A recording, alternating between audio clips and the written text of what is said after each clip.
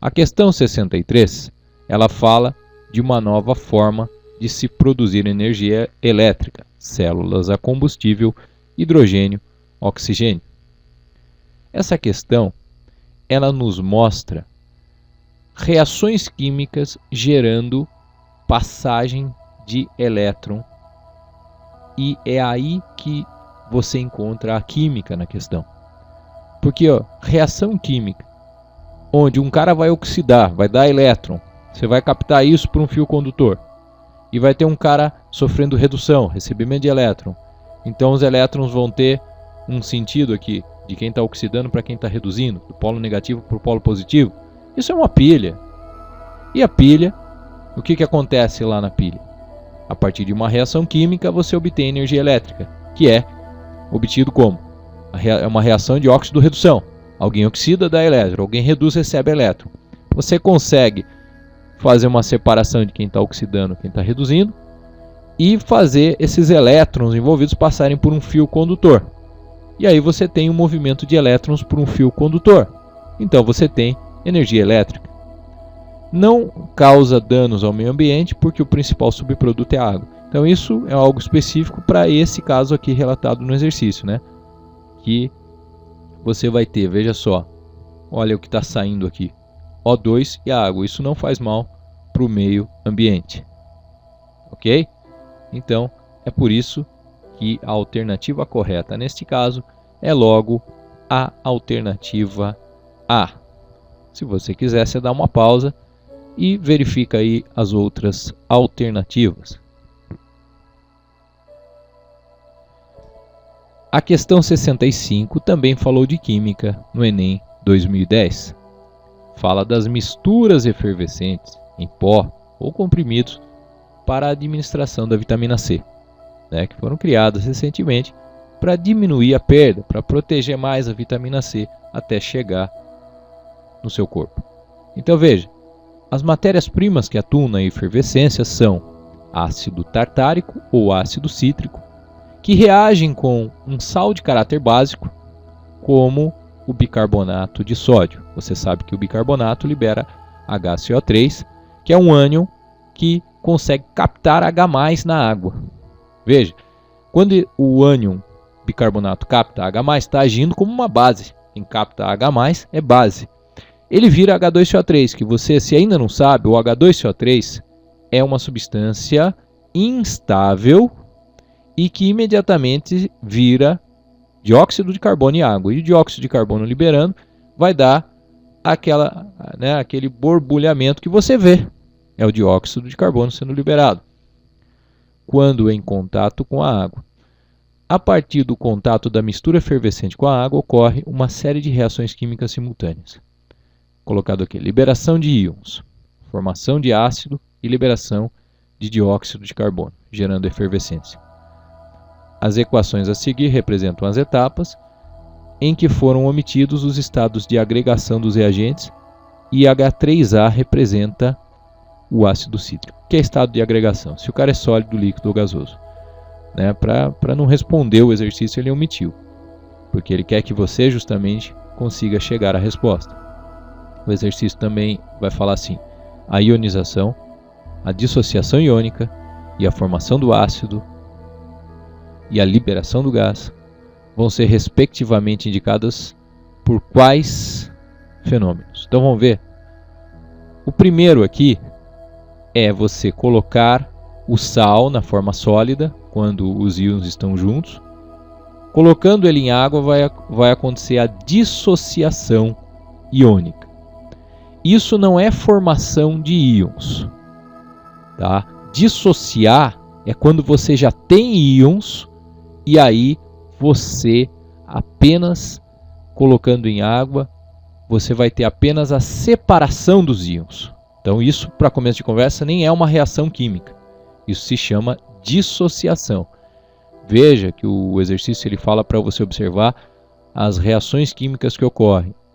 E ele fala assim: a ionização, a dissociação iônica, a formação do ácido e a liberação de gás. Dissociação iônica não é reação química, tá? É apenas a separação de íons, que é um processo físico. A ionização nós vamos encontrar quando os ácidos são colocados em água. Substâncias são moleculares e aí você forma íons que não existiam, porque há quebra de ligações químicas e formação de uma espécie nova. Isso é uma reação química de fato. E é justamente o que ocorre aqui no item 4. O item 4 nos representa a ionização. Veja que você já elimina aí outras alternativas, já elimina a B e a D. Seguindo então, respectivamente, a dissociação iônica será o caso que a gente acabou de ver. O caso número 1, que nos mostra a dissociação do sal bicarbonato de sódio. Então é a primeira A4, depois é a número 1. Ficamos entre a letra A e a letra E. Onde que está representada a formação de ácido? Cuidado aqui. Aqui é um ácido ionizando. Agora, a formação de um ácido, em que momento está ocorrendo? Sobrou para nós a afirmação 2 e 3. Onde que a gente tem como produto um ácido? Veja, nós temos aqui, ó, H2CO3 sendo formado quando, como eu falei anteriormente, o bicarbonato se encontra com o H+, agindo como uma base, ele forma ácido carbônico, que depois vai se quebrar. Então essa é toda a sequência. Então aqui a formação do ácido está no item 3. E por fim a liberação de gás, né, a liberação do gás carbônico ocorre no item 2. Aí estão, então, 4, 1, 3 e 2 é que representa para nós a resposta, letra E. A questão 67 fala da energia solar, né, do aproveitamento da energia proveniente do Sol para gerar para nós energia no momento em que nós precisamos. Atualmente, uma das formas de se utilizar a energia solar tem sido armazená-la por meio de processos químicos endotérmicos. Processos endotérmicos são processos onde é necessário entrar calor no meio dos reagentes para que a reação aconteça. Veja esta reação: metano mais água mais calor dá monóxido de carbono mais hidrogênio. Este é um processo endotérmico, onde o calor é colocado como reagente, porque está entrando calor, endo, para dentro. Analisando-se essa reação como um potencial mecanismo para aproveitar a energia do Sol, conclui-se que se trata de uma estratégia. Então aí você vai ter as várias alternativas. Por que a alternativa D será a correta? Trata-se de uma estratégia satisfatória, uma vez que a reação direta ocorre com a absorção de calor e promove a formação de substâncias combustíveis que poderão ser utilizadas posteriormente para obter energia. Veja o que é reação direta. Você tem aqui a seta que vai e vem, o símbolo de equilíbrio químico. Então, sempre que você tem uma reação que vai e vem, ela é reversível. A reação direta é o sentido que normalmente nós chamamos de sentido da reação, né? Normalmente, os primeiros são os reagentes e depois vêm os produtos. Quando a reação é reversível, então você tem a ida e a volta. A ida é chamada reação direta. Veja que na ida você tem calor, na reação direta você tem calor como reagente, você tem absorção de calor. Quando eu falei esta reação é endotérmica porque absorve calor, eu estava me referindo à reação direta. Absorver calor é um dos requisitos. Bate o Sol ali e do Sol virá esse calor para essa reação ocorrer. Quando essa reação ocorre, a energia proveniente do Sol, ela será armazenada nas substâncias que são os produtos dessa reação. Uma reação endotérmica, os produtos terão mais energia que os reagentes. Por quê? Porque além da energia que já estava lá nos reagentes, você ainda tem mais energia entrando e tudo isso absorvido como energia química nos produtos. Esses dois caras são considerados combustíveis. O monóxido de carbono vai se transformar em dióxido de carbono na hora da combustão. O hidrogênio, fazendo combustão, vai se tornar água. Além de tudo, haverá liberação de compostos que não vão agredir a natureza. Tá certo que o CO2 pode causar efeito estufa, mas ele é componente do ar atmosférico. Não é uma substância tão agressiva se houver controle na sua liberação. Já a combustão do H2 vai liberar o quê? H2O, vai liberar água. Então é satisfatória, uma vez que a reação direta ocorre com a absorção de calor e promove a formação das substâncias combustíveis, que poderão ser utilizadas para a obtenção de energia na hora que a gente precisar. Então, por que o combustível ele pode ser usado para a obtenção de energia? Né? Por que toda substância que a gente usa para obter energia a gente chama de combustível? Combustível, a gente está acostumado com esse termo quando a gente se refere a algo que pode ser queimado. Queimar é reagir com oxigênio, fazer combustão.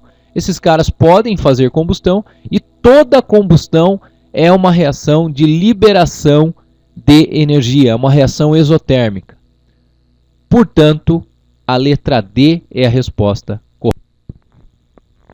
A questão 69 fala do uso do metanol e do etanol, dois compostos da função álcool, como combustíveis.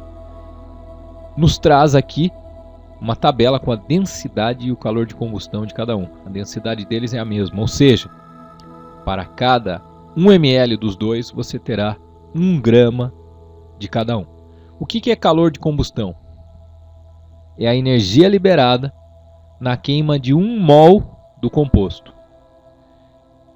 Se a gente quiser transformar o calor de combustão em kJ por grama, como é que a gente faz? Para a gente saber, para 1 grama de cada um, qual a energia liberada, e veja, como a densidade deles é a mesma, 1 grama dos dois vai dar o mesmo volume também. Então, a gente comparar a massa dos dois é a mesma coisa que comparar o volume dos dois. Quando eu pegar 1 grama de cada um, eu vou estar pegando o mesmo volume de cada um. Você vai pensar na massa molar. Vamos começar pelo metanol. Olha, o metanol, ele nos traz CH3OH. O carbono foi dado aqui que a massa dele é 12. O que significa isso? Cada 1 mol de átomos de carbono tem 12 gramas. É lógico que isso é aproximado. Nós temos aqui por molécula 4 átomos de hidrogênio. Cada hidrogênio vale 1 a massa, então 4 vezes 1, 4. E 1 átomo de oxigênio, que dá 16, está dado aí. Esse valor aqui, 32, representa-nos o quê? Representa-nos a massa molar, desde que ele seja dado em gramas. Quando você faz essa soma, baseado nos valores que são dados, sempre serão dados esses valores, você obtém um número, esse número em gramas, ele te diz a massa de 1 mol do composto. Você pega então a fórmula molecular, faz o cálculo, você tem a massa de 1 mol daquele composto. O que é 1 mol? É quando eu tiver 600 sextilhões de moléculas desse cara. Então, quando o exercício nos falou kJ por mol, ele estava dizendo, esse cara, veja só, foi dado calor de combustão, que é o ΔH, é a variação de entalpia. Quando a variação de entalpia é negativa, é porque é calor liberado, reação exotérmica. Esses caras liberam energia. Lógico, eles são combustíveis, lógico que liberam energia. Esse aqui, por mol, libera 726. E por grama? O que eu devo fazer? Puxa vida, se são 726 kJ por mol, e se cada mol, nós acabamos de calcular aqui, tem 72 gramas, eu divido 726 por 72 e eu vou obter o número de quilojoules que serão liberados por grama. Eu tinha por mol, agora tenho por grama. A gente fez 12 mais 4 mais 16 obteve a massa molar do metanol, que é 32. Aí, a gente pegou o calor liberado por mol, 726 kJ, e dividiu por 72. E aí a gente obteve 10,1 aí arredondando, né? 10 kJ por grama. Vamos agora ao etanol. No etanol, você tem 2 carbonos, o que dá 24, a massa do carbono, mais 6 hidrogênios, cada hidrogênio é 1, então mais 6, mais um oxigênio, que é 16 a massa do oxigênio. Isso nos dá 46. Esse valor em gramas é a massa de 1 mol de etanol, 46 gramas, guarda aí. Então você pega 1367 e divide por 46. Você vai obter 29,7. Facilmente a gente percebe que o etanol é bem melhor que o metanol. Então, para um mesmo volume, uma vez que pegando a mesma massa e a densidade é igual, pegamos o mesmo volume, o metanol libera 3 vezes menos energia que o etanol. O etanol é bem melhor. Olha, então, como a gente já percebeu que o exercício vai pedir não só que a resposta é o etanol, mas ele quer que você diga quantos quilojoules libera, não por grama, mas por litro. Então vamos lá. 29,7 é o que libera por grama. Só que em cada grama eu tenho, veja, cada 0,79 gramas dá 1 ml. Ok? Então veja, você sabe que o ml é o litro dividido por 1000. Então, você tem 0,79 grama por cada ml. Para 1 litro, quantos gramas você tem? 1 litro é 1000 ml, então multiplica isso aqui por 1000. Você tem 790 gramas cada vez que você tem 1 litro. 29,7 não é o quanto você libera de energia por grama? Então multiplica por 790, que você vai ter, veja só, o número de gramas de 1 litro é 790. Então, quando você multiplica a energia liberada por cada grama por 790, você vai obter a energia liberada por litro. Dá 23.476 kJ. 23.000 kJ